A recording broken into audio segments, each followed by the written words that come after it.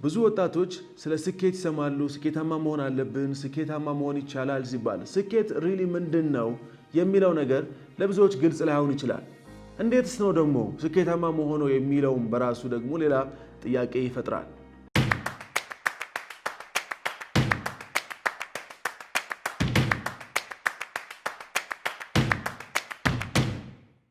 ሰላም ክቡራትና ክቡራን፣ ይህ አዲስ ሐሳብ የተሰኘው ነፃ ኮቺንግ ፕሮግራማችን ነው።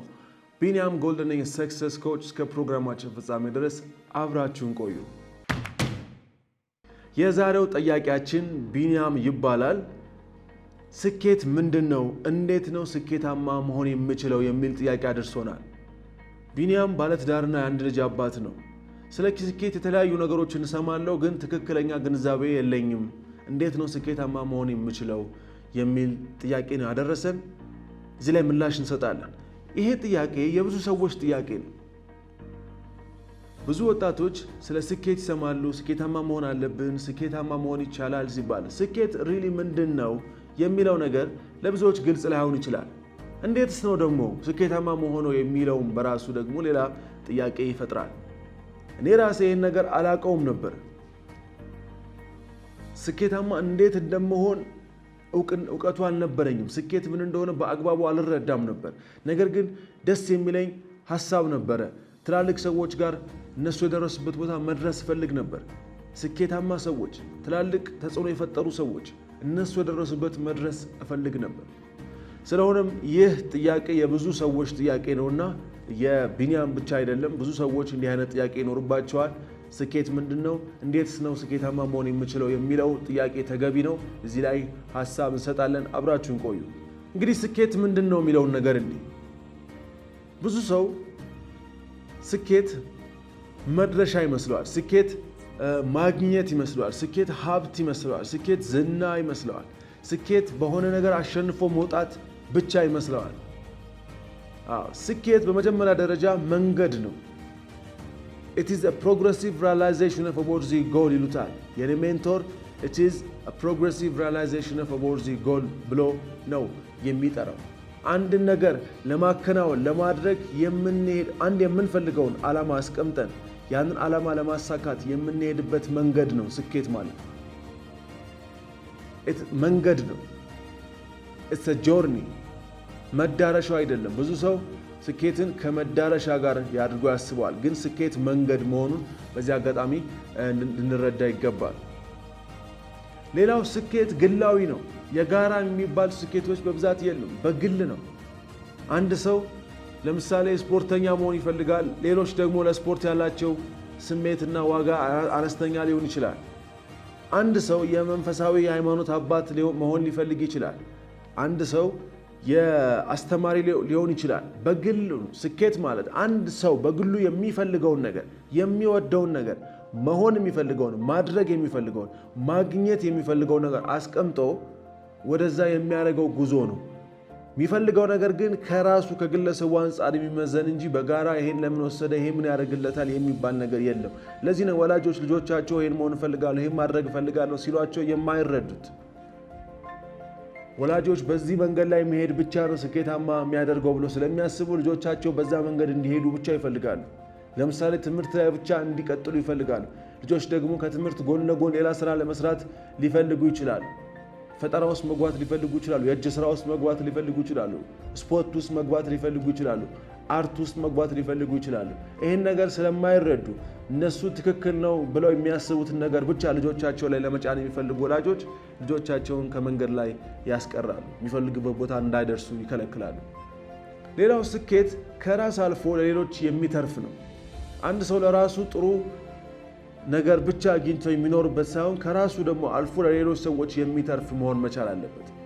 ስኬታማ ሰዎች ብለን የምንጠራቸው ሰዎች ለራሳቸው በልተው ጠጥተው ጠግበው የኖሩ ሰዎች ሳይሆኑ በአብዛኛው ለሌሎች ሰዎች ትልቅ ነገር የሰሩ ያበረከቱ፣ የሰዎችን ችግር የፈቱ፣ ለዓለም ትልቅ ታሪክ አስቀምጠው ያለፉ ሰዎች ናቸው። ስለዚህ ስኬት እነዚህን ሶስት ነገሮች ይይዛል። በመጀመሪያ ደረጃ ስኬት መንገድ ነው። የምንፈልገውን ነገር አስቀምጠን ወደዛ የምናደርገው መንገድ ነው። ወደዛ የምናደርገው ጉዞ ነው።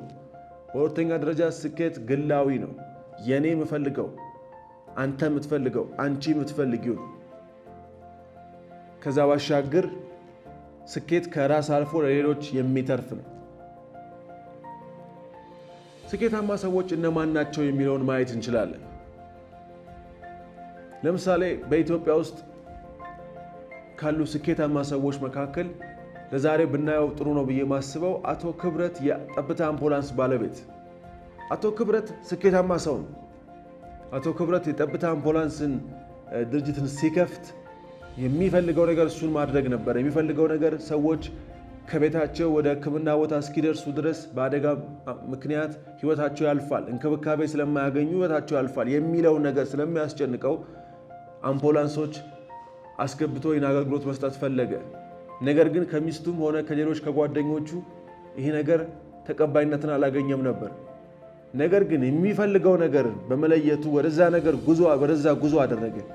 ይሰራ ከነበረበት የነርስ ስራ የካቲት ሆስፒታል ከዛ ወጥቶ የሚኖርበትን ቤት ሸጦ ቤታቸውን ለመሸጥም በጣም ብዙ ችግሮች ገጥመውታል። ምክንያቱም ሰዎች እናንተ የምታዩትን እናንተ የምትሄዱበትን መንገድ ላይታያቸው ይችላል። በመጥፎ አይደለም፣ በመልካሙ ነው ማየው። ስለማይታያቸው እንድትወድቁ ስለማይፈልጉ ሊመልሷችሁ ይሞክራሉ። ነገር ግን ያየው የግሉ የታየው ራዕይ ስለነበረ ወደዛ ጉዞ አደረገ። ብዙ ዋጋ ከፍሏል። ታሪኩን ከሱ ከሰጠባቸው ታሪኩን ካካፈለባቸው መድረኮች ማግኘት ትችላላችሁ። ነገር ግን ስኬታማ ሰው ማለት ይሄ ነው። አሁን ጠብታ አምቡላንስ በጣም ትልቅ ድርጅት ነው። ብዙ ሰዎች ይሰራሉ። የብዙ ሰዎችን ህይወት ማትረፍ ችሏል። ከምንም በላይ ሀብትና ዝና ብቻ አይደለም ያገኘው፣ የብዙ ሰዎችን ህይወት ማትረፍ ችሏል። በሕክምና ቦታ እስኪደርሱ ድረስ ሰዎች በመንገድ ላይ ይሞታሉ። ሰዎች በመኪና ላይ ሆነው ይሞታሉ። ነገር ግን አሁን በጠብታ አምቡላንስ አማካኝነት የሕክምና እርዳታ እያገኙ እስከ ጤና ጣቢያ ድረስ ከሕክምና ቦታ ድረስ ሕክምና እርዳታ እያገኙ ይሄዳሉ። በዚህ ምክንያት የብዙ ሰዎችን ህይወት ማትረፍ ችሏል።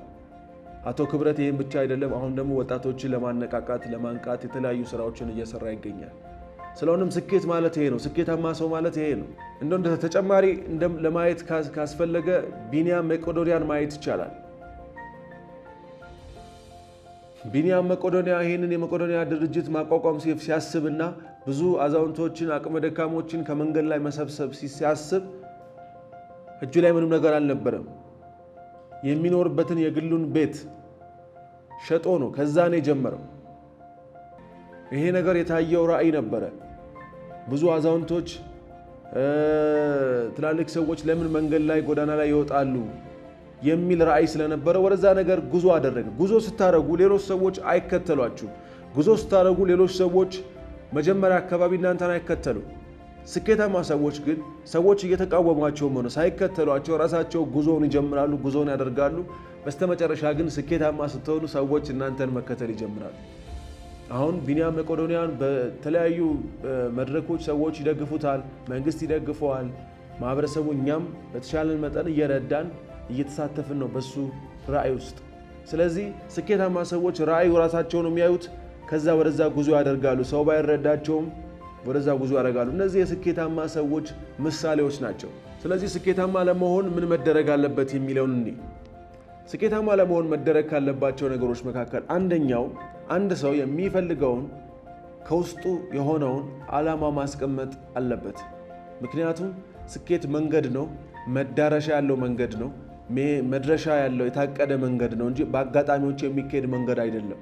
ስለሆነም አንድ ሰው እኔ እዚህ ጋር ነው መሄድ የምፈልገው፣ መኖር የምፈልገው ህይወት ይሄንን ነው፣ ማድረግ የምፈልገው ይሄንን ነው፣ ማግኘት የምፈልገው ይሄንን ነው፣ ማበርከት የምፈልገው ይሄንን ነው ብሎ ሊወስን ይገባል። የመጀመሪያው የስኬት የመጀመሪያው የሚያስፈልገው ነገር ይሄ ነው። አሁን ባለበት ነገር ውስጥ ብቻ ተውጦ መቅረት ሳይሆን አሁን ያለበት እዚህ ጋር ነኝ አሁን ያለሁት፣ ነገር ግን መሄድ የምፈልገው እዛ ነው፣ መድረስ የምፈልገው እዚህ ነው ብሎ ሰው የመጀመሪያ ዓላማ ማስቀመጥ አለበት። ስኬታማ ለመሆን ሁለት ነገሮች ናቸው የሚያስፈልጉት። አንደኛው ዓላማ ማስቀመጥ ነው። ሁለተኛው ወደዛ ጉዞ ማድረግ ነው። ጉዞ ማድረግ አሁን የት ነኝ ያለሁት የሚለውን ማወቅ፣ ከዛ መሄድ የምፈልገው ደግሞ እዚህ ቦታ ነው፣ ማግኘት የምፈልገው ይሄን ነው፣ ማድረግ የምፈልገው ይሄን ነው ብሎ ከለየ በኋላ ወደዛ ጉዞ ማድረግ ነው። ጉዞ ነው ስኬት። ያ ሰው መንገድ ከጀመረ መጓዝ ከጀመረ ያንን የሚፈልገውን አይነት ሰው ለመሆን ያንን የሚፈልገውን አይነት ስራ ለመስራት ያንን የሚፈልገውን ነገር ለማግኘት ጉዞ የጀመረ ሰው ስኬታማ ሰው ነው። ሲደርስ ብቻ አይደለም፣ መንገድ ላይ ያሉ ሰዎች ስኬታማ ሰዎች ናቸው። እኛ ድርጅታችን ኢትዮጵያን ብቻ አይደለም አፍሪካ ውስጥ ያሉ የተለያዩ ወጣቶችን በማነቃቃት በማስተማር ስኬታማ እንዲሆኑ ለመርዳት በሚሊዮን የሚቆጠሩ ወጣቶችን ስኬታማ እናደርጋለን፣ ስኬታማ እንዲሆኑ እንረዳቸዋለን ብለን ተነስተን ስንጀምር ስኬታማ ነን እኛ። ምክንያቱም የት መድረስ እንደምንፈልግ እናውቃለን፣ ምን መስራት እንዳለብን እናውቃለን። ወደዛ ጉዞ እያደረግን ነው። ይሄን ይመስላል። ስለሆነም የዛሬው ፕሮግራማችን ይሄንን ይመስላል። ያላችሁን ጥያቄ በነፃ የኮቺንግ አገልግሎት ላይ ምላሽ እንድንሰጥበት የምትፈልጉትን ላኩልን። እንዲሁም ደግሞ ድርጅታችን መታችሁ ስልጠና መውሰድ መሰልጠን ለምትፈልጉ ከታች ባለው አድራሻችን ጻፉልን፣ ደውሉልን።